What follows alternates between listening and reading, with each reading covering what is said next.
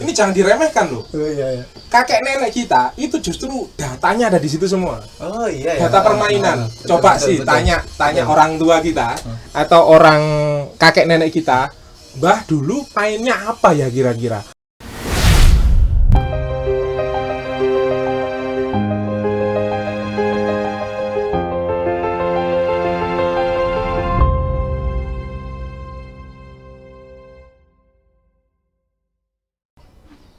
Assalamualaikum warahmatullahi wabarakatuh. Selamat pagi, siang, sore, atau malam teman-teman. Balik lagi di channel Fremnus bersama saya lagi Ferry.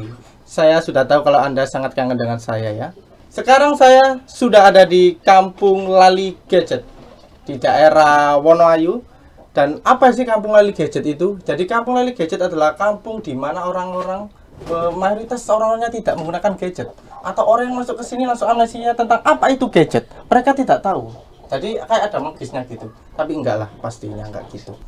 Dan saat ini saya sedang bersama dengan seorang manusia yang sangat luar biasa sekali. Beliau adalah juru bicara dari gerakan yang sangat luar biasa. Gerakan yang bernama Sido Asik.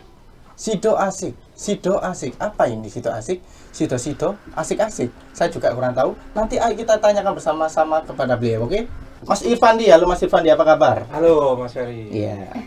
Ini pertama kali kita bertemu ya, sehat ya. Iya. Alhamdulillah, saya juga sehat ya. Oke Mas Irfandi, di sini kita awali dari ini dulu aja ya. Kampung Lali Gadget. Iya, oke. Karena kalau saya sendiri secara harfiah Kampung Lali Gadget ini saya nangkepnya mungkin orang-orang di sini lupa semua tentang apa itu gadget ya. Hah? Apa itu gadget? Saya tidak tahu gadget. Apa mungkin seperti itu kan nggak mungkin lah ya. Nah, bisa diberi gambaran awal seperti apa ini Kampung Lali Gadget? Ya, terima kasih Mas Ferry dan teman-teman Fremnus ya. Untuk Kampung Lali Gadget sendiri adalah sebuah wadah bermain. Jadi istilahnya itu wadah bermain buat anak-anak. Karena kita tahu anak-anak sekarang ini mainnya ya main gadget, Iya, betul. main HP, game online dan sebagainya. Nah ini harus kita imbangi. Kuncinya ada pada mengimbangi. Jadi mengimbangi dari kecanduan anak-anak ini supaya mereka juga tahu tentang permainan tradisional, tahu tentang apa namanya banyak aktivitas-aktivitas di desa yang begitu menarik daripada hanya sekedar gadget. Oke. Kuncinya mengimbangi. Mengimbangi. Jadi di sini Kampung Lali Gadget itu mengimbangi anak-anak selain bermain gadget juga bermain permainan tradisional seperti itu ya. Permainan tradisional yang dulu kita mainkan waktu masa kecil kita. Oh ya, kalau saya sih dari lahir udah main gadget ya. Keluar itu ya saya lahir itu langsung bawa HP. Loh. Enggak mungkin. Ya begitu, jadi untuk mengimbangi agar anak-anak tidak terfokus ke gadget saja. Iya, betul. Kecanduan Game online. Nanti kecanduan game online tidak bagus untuk mata Anda seperti saya. Oke, lanjut ke yang saya perkenalkan tadi, yaitu gerakan Sido Asik. Apakah bisa saya simpulkan bahwasannya gerakan Sido Asik itu tercetusnya dari sini? Atau dari gimana? Seperti mungkin bisa dianukan? Ya, terima kasih. Untuk gerakan Sido Asik ini sebenarnya ini satu wadah buat teman-teman pemuda untuk lebih peduli dengan anak-anak, lebih peduli dengan permainan tradisional juga, termasuk kegelisahan kita terhadap apa istilahnya itu limbah teknologi. Limbah teknologi hari ini yang secara kejiwaan ini sangat mempengaruhi psikologis anak-anak ya, anak-anak dan masyarakat juga. Nah ini yang perlu kita bersihkan. Bagaimana cara membersihkannya ya dengan permainan tradisional, dengan interaksi sosial, dengan macam-macam hal itu yang bisa kita rawat. Nah ini gerakannya kita namakan Sido Asik. Sido Asik itu kalau orang mengatakan Sidoarjo yang asik, oh ya boleh-boleh saja, tapi kita dulu mengawalinya di sini dulu. Dari ngumpulkan teman-teman komunitas, ya Sido Asik itu inspirasi dolanan sekitar kita. Nah, gitu. Jadi pendekannya itu inspirasi, kepanjangannya itu inspirasi dolanan sekitar kita. Oh, jadi permain-permain di sekitar kita gitu ya, yang kita adaptasi lalu kita aplikasikan ke anak-anak tersebut. Ya, betul. Ya, jadi lalu ini tadi ada perkumpulan dari beberapa komunitas-komunitas tadi ya. Betul. Komunitas-komunitas. Nah, untuk komunitas-komunitas sendiri ini dari komunitas yang seperti apa saja atau dari macam-macam kayak gimana gitu? Komunitas itu tidak hanya dari komunitas yang peduli dengan permainan tradisional atau hanya peduli dengan anak, tapi komunitas apapun yang mau bergiat, yang mau bermain, intinya adalah bermain, mengajak orang-orang bermain, utamanya anak-anak bermain. Silahkan teman-teman komunitas literasi, ada juga komunitas pecinta satwa, ada komunitas sosial, banyak banget ini yang akhirnya join dan sama-sama membangun gerakan Situ Asik ini. Oh, jadi dari hampir komunitas apapun ya dalam. Iya, boleh komunitas apapun. Jadi kalau komunitas moge gitu ikut Mas. Oh, boleh. Ya, jadi Asal komunitas yang positif loh ya. iya, itu Yang positif kan ya. Iya. Jadi dari awal sudah dikenalkan dengan motor. Enggak. Gitu ya. Jadi komunitas apa saja yang mau membantu dan join lah ya. Join untuk mengajak anak-anak ini bermain permainan tradisional tersebut ya. Betul. Berarti dari awalannya kamu lali gadget, lalu ke Situ Asik ini diterapkan ke Sidoarjo. Iya, gitu betul. Jadi Situ Asik ini kan satu transformasi. Kalau kita dulu mengkampanyekan permainan tradisional di lingkup desa ini, nah ini kita bisa tularkan ke teman-teman yang lain di desa lain, ke komunitas lain, ke perkumpulan-perkumpulan lain supaya lebih luas lagi. Jadi kita ambil frame Situ Asik ini sebagai gerakan bersama melestarikan permainan tradisional, melestarikan keceriaan anak-anak. Oke. Karena ya bahwa kita alami saat ini, kita tahu anak-anak itu memang sudah jarang lah ya permainan tradisional. Ya. Rata-rata memang dari yang kita lihat dari tetangga kita saja sendiri itu mereka juga main HP gitu. Kadang tetangga sampai rumah saja nggak kenal siapa. Saking tidak pernah keluar rumahnya ya. Nggak apa-apa. Jadi kita sebenarnya jangan sampai menyalahkan anak-anak yang sekarang tidak main dolanan, tidak mengerti dolanan. Jangan nyalahkan mereka.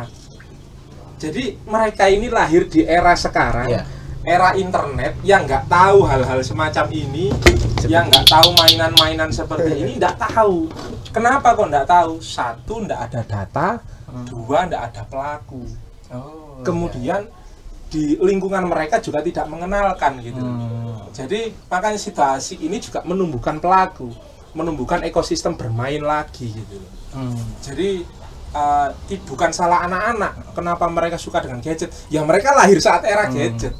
Saat adanya gadget mereka lahir sehingga mereka ya tahunya gadget. Sedangkan orang tua, kakak, orang di sekitar mereka tidak pernah mengenalkan apa yang dulu dimainkan. Inilah yang jadi putusnya warisan. Jadi warisannya apa? Ya permata Indonesia yang berupa dolanan tradisional itu. Oke, gitu ya. Tadi memang jangan salahkan anaknya karena memang dia nggak tahu dan nggak ada yang ngasih tahu. Nggak ada yang ngasih tahu gitu. Jadinya seperti ini karena memang saat ini juga semuanya membutuhkan gadget. Ngirim pesan juga gadget, mengumpulkan tugas saja menggunakan gadget. Iya betul. Astagfirullahaladzim.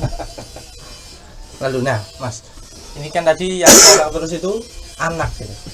Jadi fokusnya memang anak. Apakah orang-orang gede seperti saya tidak boleh bermain seperti ini? Karena saya sendiri juga sangat senang bermain seperti ini di saat saya gabut. Jadi gitu. Apakah hanya fokus anak saja? Jadi anak ini sebagai sebagai subjeknya ya.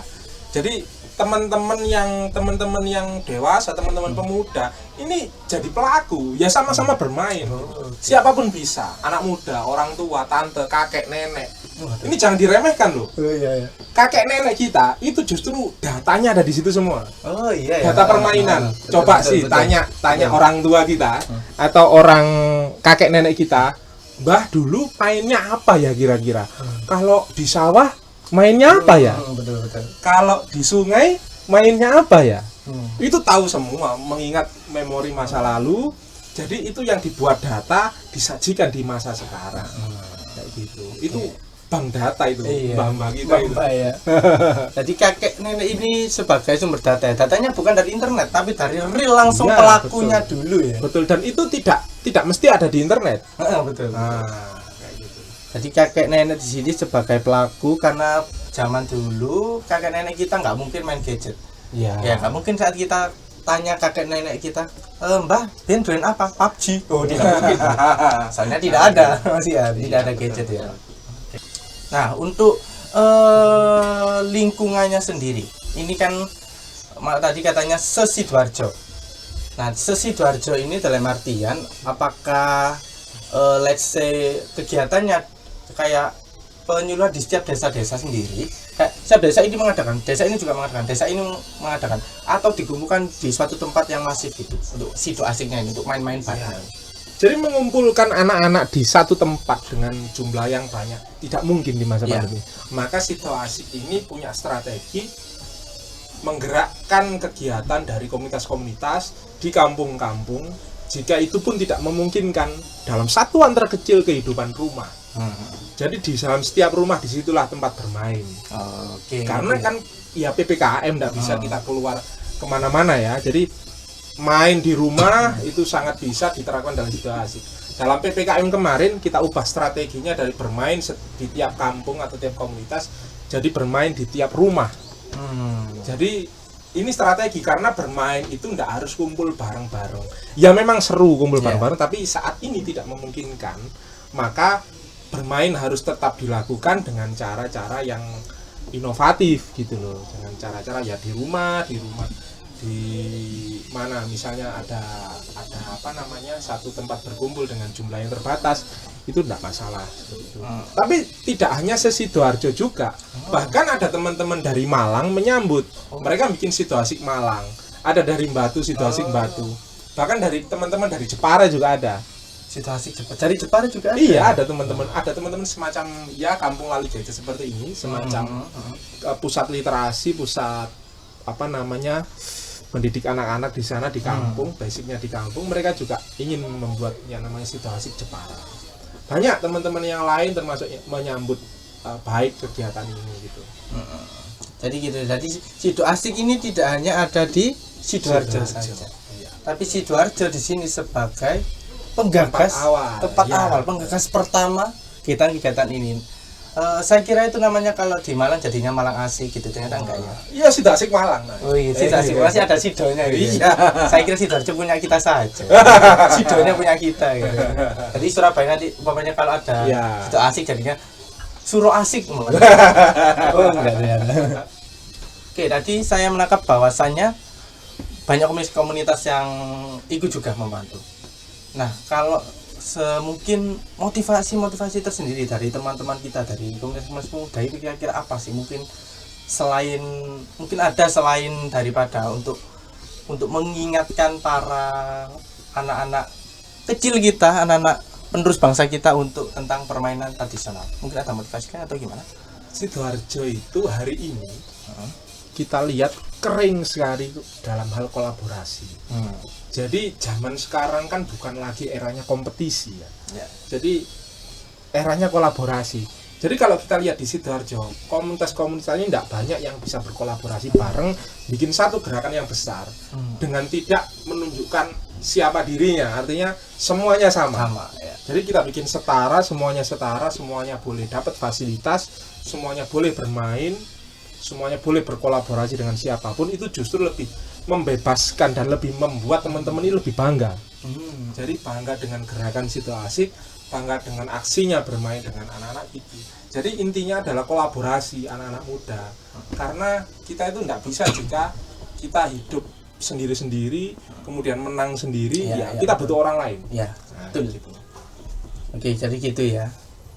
Anak yang kita gerakkan dalam kegiatan permainan ini. Nah, banyak anak-anak sekarang itu yang kayak bener-bener saking kena gadgetnya itu sampai gadget tok, tidak mau yang lain.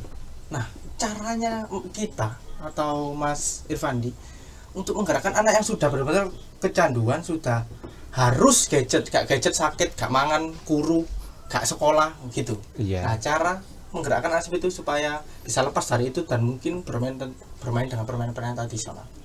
Permasalahannya adalah kenapa anak-anak itu suka dengan gadget adalah gadget mampu menghadirkan sesuatu yang lebih asik daripada orang tua, sesuatu yang lebih asik daripada kakak, sesuatu yang lebih asik daripada apapun. Makanya gadget yang dipilih, logikanya seperti itu. Maka jika kita ingin mendapatkan perhatian anak-anak, maka kita harus lebih asik daripada gadget itu. Oh gitu ya. Iya, intinya kenapa kok anak-anak gadget? Ya karena gadget itu asik, logis gitu loh. Iya. Karena gadget itu asik banget, apapun bisa, apapun ada gitu loh. Mau makan ada, mau mijet ada gitu loh. Iya, betul. Mau nge-game mau apapun ada. Lah permasalahannya ada manusia yang tentu lebih humanis daripada sekadar alat itu. Ini yang harusnya lebih bisa asik, lebih bisa menarik daripada itu gitu loh. Kuncinya ada di kita sendiri. Kalau kita bisa lebih asik daripada gadget, ya oke, pasti ada itu. Permasalahannya kok susah sekali nyuruh anak-anak sana lo main-main sana. Nggak ada yang mengenalkan, nggak ada yang mengajak, nggak ada alatnya, nggak ada datanya. Itu permasalahannya. Oh, gitu. Jadi harus dikuatkan dari kita yang mengajak gitu loh, orang dewasanya gitu. Jadi seperti itu ya.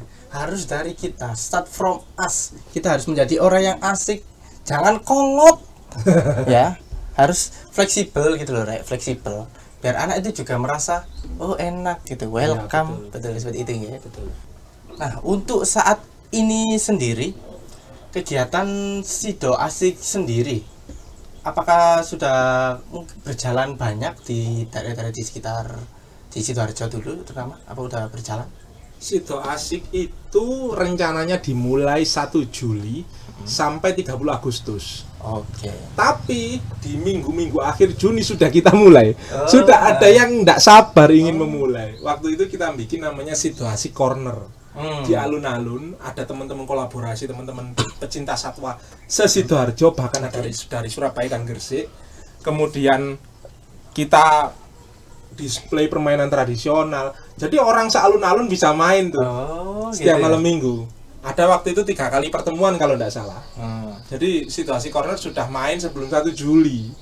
Jadi mau bermain apapun kami membebaskan. Silakan teman-teman bermain kapanpun, mau sekarang mau besok. Misalnya setelah tanggal 30 Agustus tetap mau lagi, silahkan. Karena bermain ini tidak cukup hanya dengan kegiatan seremonial. Bermain itu adalah hak setiap hari yang harus dimiliki oleh anak-anak, harus didapatkan itu. Tidak bisa hanya 1 bulan 2 bulan. Iya. Tadi ya. Permainan adalah kegiatannya ini tuh continue ya. Iya, Terus karena bermain itu harus setiap hari. Ingat ya, bermain harus setiap Setiap hari. Ya, Bapak Ibu yang mendengarkan ini, anak-anak jangan disuruh belajar saja. Pusing. Saya saja pusing disuruh belajar terus. Iya. Padahal melalui bermain anak-anak belajar loh. Oh iya. Iya, anak-anak merubah tingkah laku loh kalau bermain itu. Kalau misalnya sampean bermain terus sampean agak curang gitu, diawasi nggak sama teman-teman? Oh, iya. Wah, nakalan. Terus sampean nanti pasti ada satu masa sampean dihukum sama teman-teman. Loh, anak-anak lo nggak pernah kuliah jurusan hukum kok bisa menghukum? Oh, iya. Kayak gitu ya. Belajar banyak anak-anak itu saat bermain. Jadi jangan dikira bermain itu cuma ya gitu-gitu aja. Bermain itu cuma hal yang dianggap tidak penting. Penting sekali dalam bermain itu. Bermain di sini bermain tradisional ya teman-teman. Bermain tradisional, bukan bermain tek-tek warnet, itu bukan. Permainan tradisional di Indonesia sendiri ini sangat banyak pakai banget. Ya, Banyak banget jenis-jenisnya.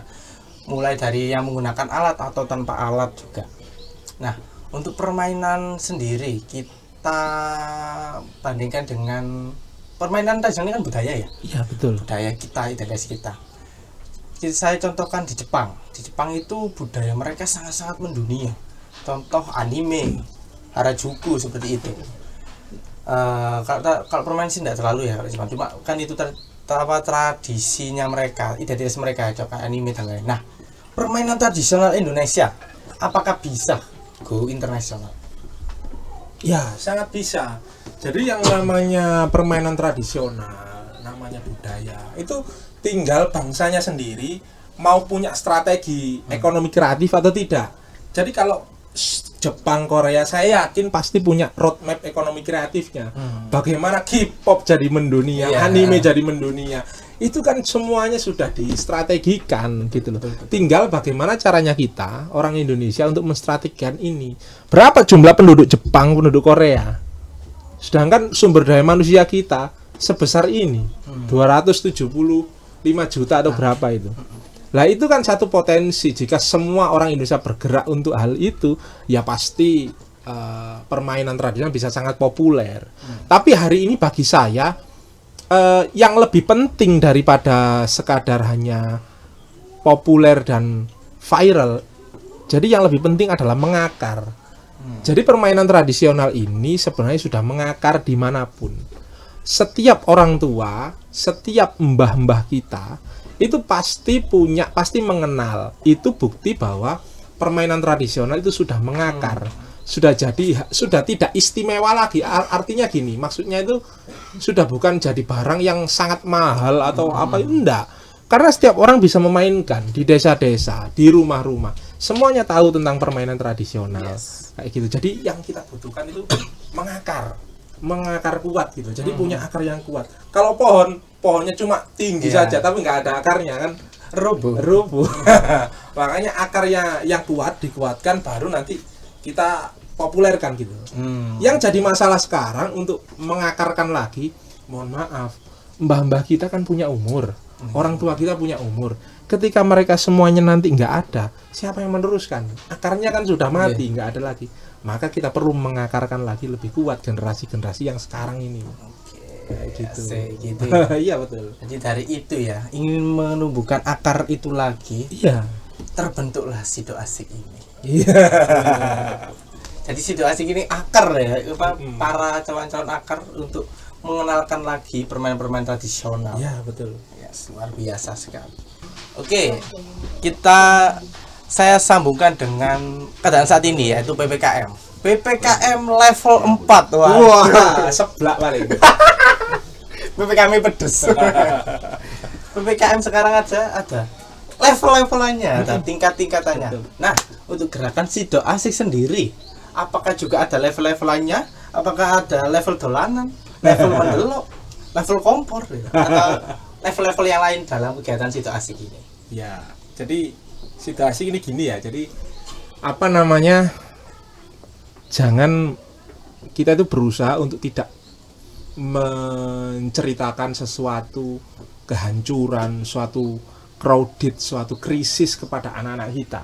Meskipun kondisinya memang krisis dan sangat mematikan hari ini, tapi itu jangan ceritakan sepenuhnya kepada anak-anak kita. Jadi PPKM itu apa artinya? Pembatasan program pembatasan kegiatan masyarakat, kayak gitu kan ya. Jadi kalau di Sido Asik PPKM itu bukan seperti itu. Apa PPKM kalau di Sido Asik itu program permainan keluarga merdeka. Iya. Bisa. Jadi bermain di rumah masing-masing. Saat PPKM-nya pemerintah itu, saat PPKM versi pemerintah itu, Sido Asik punya versi sendiri. Jadi saat berdiam di rumah jangan hanya diam, ayo bermain gitu. Ya. Meskipun satu keluarga sedang isolasi mandiri katakan, tetap bisa bermain loh anak-anak. Iya, betul. Karena itu fungsinya untuk meningkatkan imun juga. Bermain, berbahagia, ceria, itu kan meningkatkan imun juga. Betul. Jangan sampai hanya terkungkung di dalam rumah, kemudian gelisah, kemudian hanya mendengar innalillahi di mana-mana kan. Ya, ayo diimbangi dengan bermain. Jadi orang tua, kakek, nenek semuanya bisa mengajak untuk hal itu. Meskipun di dalam rumah masing-masing, meskipun di halaman samping rumah, halaman belakang, itu bisa dimainkan. Bahkan di tempat-tempat yang sempit dalam kamar, semuanya bisa bermain. Iya, betul. Kayak gitu. Jadi PPKM itu program permainan keluarga merdeka. Oke, asik. PPKM versi Sido Asik. Jadi gitu ya. Tetap bermain. Karena kenapa? Juga seperti yang dikatakan Mas Irfandi tadi, permainan itu membuat kita ceria, setidaknya tidak mengurangi rasa stres ya. Iya, Terutama lagi kepada anak-anak itu, karena memang masih kecil, pemikirannya masih kurang sih, masih kayak kurang dewasa lah ya. Jadi mereka itu rawan dengan yang namanya down, apalagi saat melihat orang tercinta mereka di sekitar, contoh mungkin orang tua, mohon maaf mungkin positif atau seperti apa, kan pasti mereka juga ikut sedih seperti itu. Iya, betul. Jadi itulah fungsinya PPKM versi Sido Asik, bermain satu rumah bareng-bareng biar seneng. Iya. Pemerintah balik lagi mengeluarkan PPKM level 4 gitu ya. Berarti level itu kan meningkat gitu Mas ya. Iya. Makin upload, makin ngerepot ya, makin menghalang-halangi gitu. Makin mempersulit. Gitu kan ya. Mungkin makin tinggi makin susah.